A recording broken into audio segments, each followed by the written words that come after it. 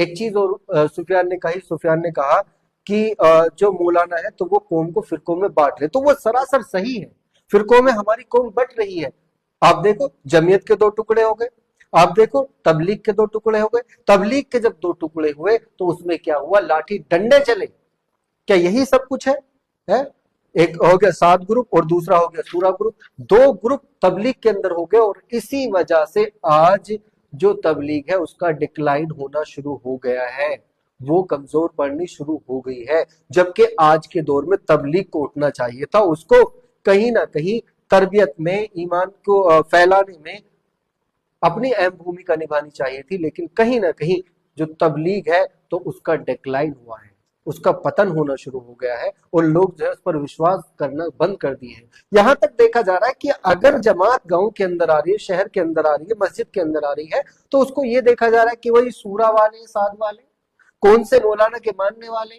اگر مسجد کے اندر کوئی اس طرح سے جماعت آتی تو اس کو یہ دیکھا جاتا ہے کہ بھئی آئے کون سے فرقے سے، کون سے تبلیغ سے آئے ہیں۔ تو کیا یہ دیکھا جانا، کیا یہ پتن نہیں ہے؟ کیا یہ ہماری قوم سو نہیں رہی ہے؟ کیا یہ لوگ مر چکے نہیں ہیں؟ کیا مولانا سعد صاحب، مولانا لاٹ صاحب، کیا یہ مولانا نہیں ہے دونوں؟ لیکن باٹا کس نے؟ مولانا نے باٹا۔ اسی طرح سے جمعیت علماء ہند کے 2 ٹکڑے ہو گئے، ایک مولانا ارشد مدنی کو ماننے والے ہو گئے اور ایک مولانا محمود مدنی کو ماننے والے ہو گئے، 2 ٹکڑے ہو۔ اور اس کے بعد اگر دیکھا جائے، اگر مولانا ارشد مدنی کوئی بیان دے رہے ہیں تو مولانا محمود مدنی کا کوئی بھی جو کارندہ ہوگا تو اس کے اوپر کچھ کہہ نہیں سکتا، اگر ان کا کہیں پر اجلاس ہوگا تو کوئی دوسرا والا وہاں پر جا نہیں سکتا۔